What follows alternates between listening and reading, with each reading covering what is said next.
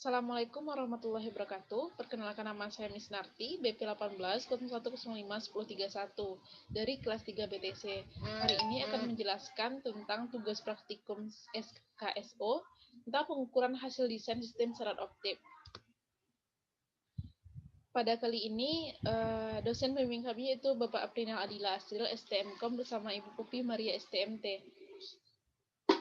Judul percobaan kali ini yaitu pengukuran hasil desain sistem serat optik, di mana hal-hal atau langkah-langkah yang dapat dilakukan untuk mendapatkan daya transmisi pada batas nilai minimum itu ada menentukan loss daya minimum sistem, ada menentukan loss daya maksimum sistem, ada menentukan maksimum tanpa menyebabkan kelebihan beban jika loss berada pada tingkat minimum. Nah, di sini ada bentuk diagram pengukuran. Itu yang pertama itu ada menghitung daya minimum pemancar bila panjang konektor dirubah-rubah. Ada menghitung daya minimum pemancar bila loss serat optik dirubah-rubah. Menghitung panjang serat optik B bila daya minimum penerima kita rubah-rubah. Selanjutnya itu menghitung loss serat optik bila panjang serat B dirubah. Nah, langsung saja ke langkah percobaan. Yang pertama, itu disesuaikan dengan desain diagram pengukuran. Itu yang pertama yang ada pemancar, ada konektor, ada sambungan fusi, ada konektor, dan ada penerima. Nah, diketahui bahwa panjang serat optik A itu 20 meter, 50 meter, dan 10 meter. Pada serat optik B itu 150 meter, panjang serat optik C 4000 meter, panjang serat optik D ada 20 meter, 15 meter, 10 meter, loss serat optik 1,5 dB per kilometer, loss konektor 1 dB, loss sambungan fusi 0,1 dB, daya minimum penerima min 30 dBm.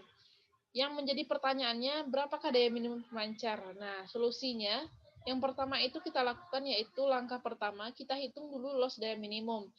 Loss total panjang serat optik kita menggunakan rumus yaitu total panjang serat optik dikali loss serat optik per kilometer.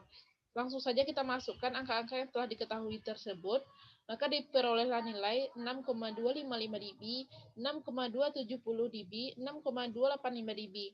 Selanjutnya kita cari loss total konektor. Rumusnya jumlah konektor dikali loss konektor, dihasilkanlah 2 dB.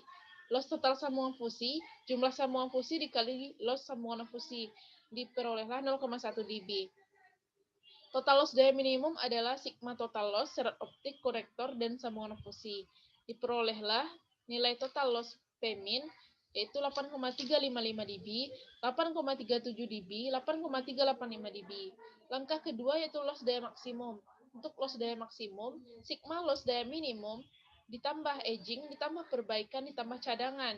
Diperoleh hasil 14,055 dB, 14,075 dB, 14,085 dB. Selanjutnya langkah ketiga yaitu daya minimum pemancar.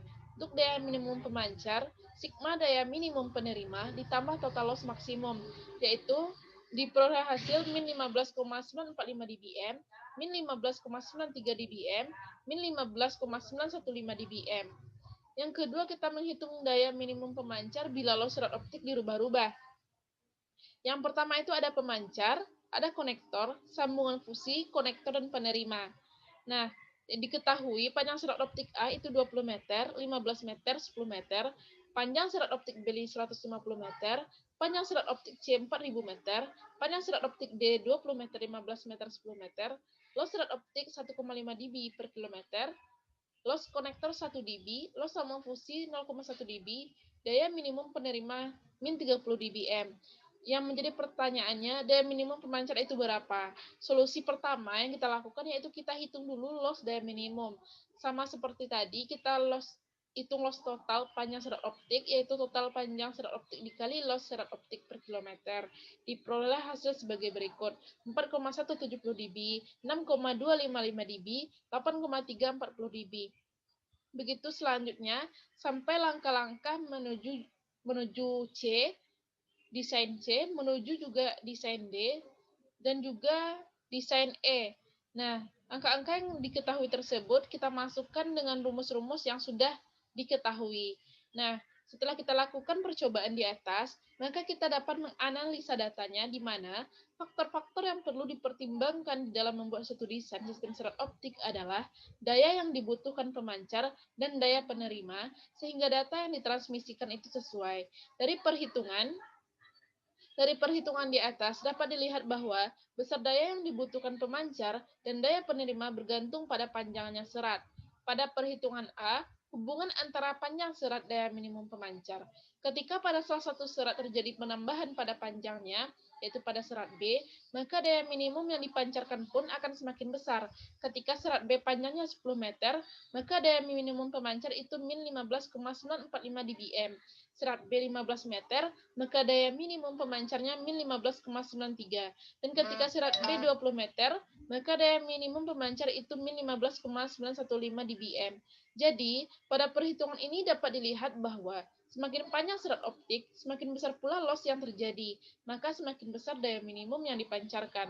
Pada perhitungan B, hubungan antara loss serat optik, daya minimum pemancar, perhitungan ini mempunyai keterkaitan dengan perhitungan A, di mana semakin panjang serat optik, maka semakin besar pula faktor pengalih loss serat optik tersebut, yang menyebabkan jumlah loss total panjang serat semakin besar, dan otomatis daya minimum pemancar juga akan semakin besar. Pada perhitungan C, hubungan daya minimum penerima panjang serat, dari perhitungan dapat dilihat hubungan antara daya minimum penerima panjang serat adalah berbanding terbalik. Ketika daya minimum penerima min 10 dB, maka panjang serat yang dibutuhkan adalah min 8,65 km. Ketika daya minimum penerima min 25 dB, maka panjang serat yang dibutuhkan adalah 6,35 km.